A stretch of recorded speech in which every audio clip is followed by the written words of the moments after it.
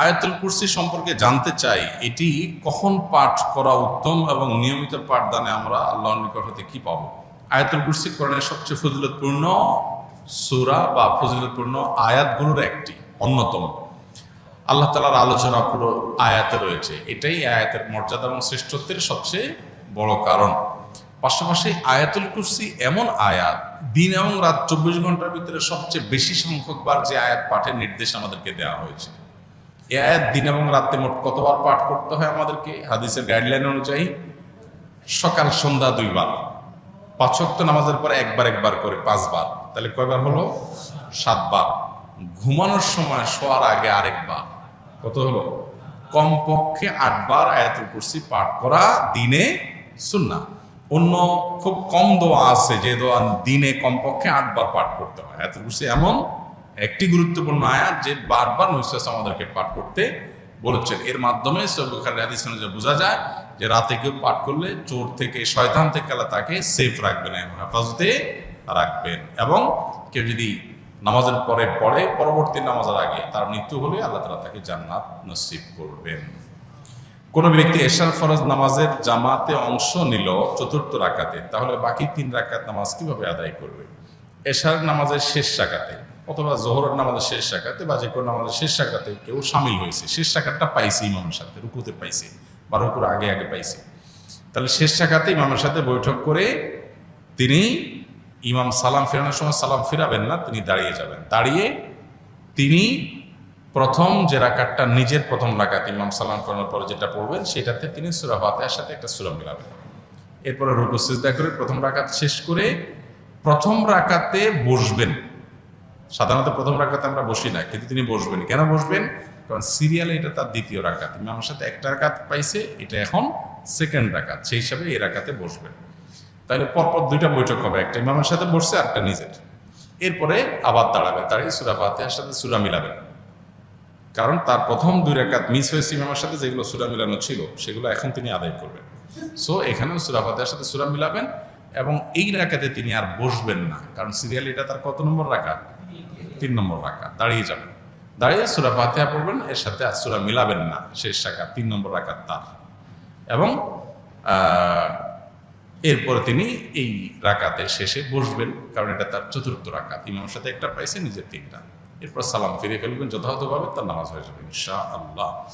আমার বাবা স্ট্রোক করে শয্যাশায়ী হয়ে আসছেন দীর্ঘদিন ধরে। তিনি সারা জীবন ওনার ভাই বোনের মানুষ করেছেন, কিন্তু তিনি আমার মায়ের সাথে বরাবরই অসদাচরণ করেছেন। এখন দীর্ঘদিন অসুস্থ থাকার পরেও ওনার ভাই বোন ওনার চিকিৎসা ভার বহন করেননি, আর আমার নানুর পরিবারও চিকিৎসা খরচ বহন করার ব্যাপারে অসম্মত। আমি এখনো স্টুডেন্ট বিধায় আমার পক্ষেও চিকিৎসা করা সম্ভব হচ্ছে না। আমি কি সন্তান হিসাবে বাবার দায়িত্ব পালনে ব্যর্থ?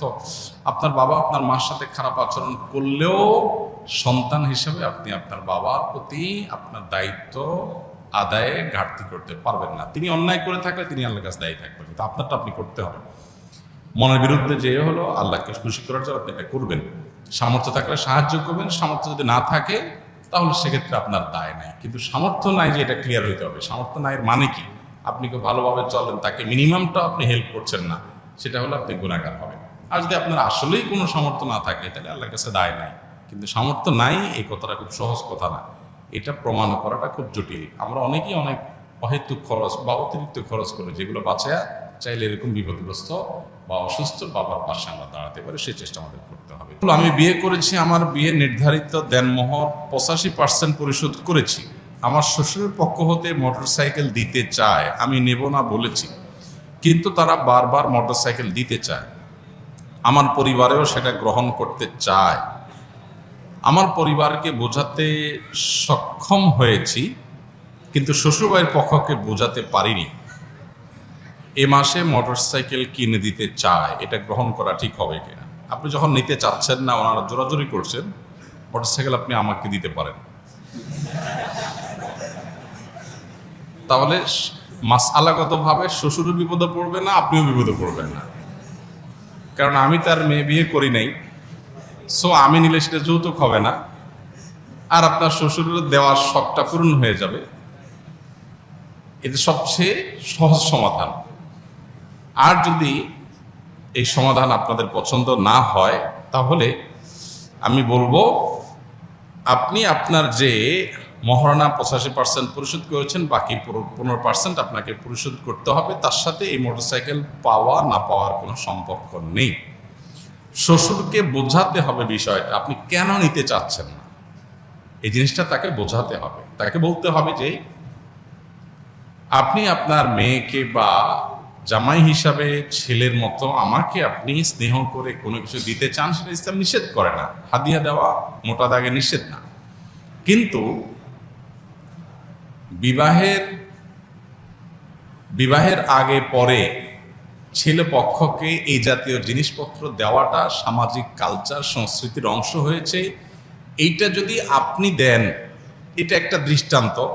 আরেক বাবা তিনি তার কন্যার জামাইকে তার দিতে হবে, মানসিক চাপ তৈরি হবে, কারণ সমাজে যখন সবাই দেয় একটা রেওয়াজে পরিণত হয়। অতএব এটা ভাঙা দরকার। আমরা শ্বশুর জামাই মিলে ডিসিশন নেই, এটাকে আমরা ভাঙার চেষ্টা করি। আপনি আমাকে এমন কিছু দেন যেটা আসলে সমাজে যৌতুক হিসাবে দেয় না। মোটরসাইকেল তো যৌতুকের কমন একটা আইটেম।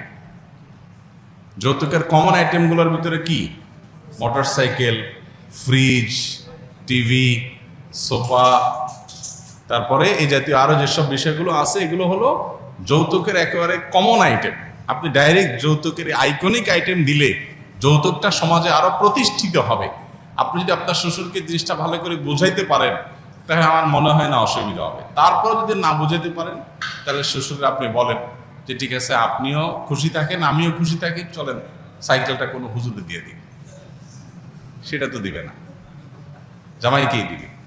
তাহলে বোঝা যাচ্ছে যে এটা আসলে মেয়ের সুখ শান্তির জন্য বাবারা ব্যাকুল থাকেন, যে জামাইকে একটু কিছু দিয়া টিয়া হইলেও যদি একটু বাও রাখা যায়, আমার মেয়েটা একটু ভালো থাকে, সেজন্য আপনি বলবেন যে আব্বাজান, শ্বশুর আব্বাজান, আপনার মেয়ে আমার কাছে নিরাপদ থাকবে ইনশাআল্লাহ, মোটরসাইকেল দিলেও না দিলেও আপনি কোনো টেনশন নেবেন না, বরং এটা দিয়ে আমরা ভালো কোনো কাজ করব, বোঝানোর চেষ্টা করবেন। তারপরও তিনি যদি অঢেল সম্পদের মালিক হন বা অনেক সম্পদ তার থাকে এবং তিনি তার মেয়ের জামাই হিসাবে আপনাকে এটা দিচ্ছেন, আরো মানুষকে দেন, অনেক মানুষ এরকম আছে, তাহলে সেক্ষেত্রে অ্যাজ এ হাদিয়া এটা নেওয়া মৌলিকভাবে নাজায়েজ না। যদি সেটা আপনারা শর্ত দিয়ে না নেন, জোর করে তারা দেয়, তাহলে এটা নেওয়া আপনার জন্য নাজায়েজ না। কিন্তু আপনি এই কালচারটা দূর করার চেষ্টা করলে আপনি আল্লাহর কাছে সওয়াব পাবেন, যাতে করে অন্য বাবাদের কাছে এটা একটা দৃষ্টান্ত হয়ে না যায়, তাদের উপরে যেন প্রেশার তৈরি না হয়। যখন সমাজে কয়েকজন দিবে, আশপাশে অন্য মেয়ের বাবাদেরও দিতে হবে, একটা চাপ তৈরি হয়। এই জন্য এই কালচারটা আমাদের দূর করা দরকার। আলহামদুলিল্লাহ, এই দেশের উলামা একরাম নানাভাবে এই যৌতুকের অভিশাপের বিরুদ্ধে বিভিন্ন সময় মিম্বর থেকে, মাহফিল থেকে সমাজ সচেতনতামূলক কার্যক্রম হাতে নিয়েছেন, বক্তব্য দিয়েছেন। এর ফলশ্রুতিতে যৌতুক আলহামদুলিল্লাহ জাদুঘরে উঠে গেছে ইতিমধ্যে। যেটুকু আছে সেটুকু আমাদের বিদায় করতে হবে ইনশাআল্লাহ। আস-সুন্নাহ ফাউন্ডেশন, উম্মার স্বার্থে সুন্নাহর সাথে।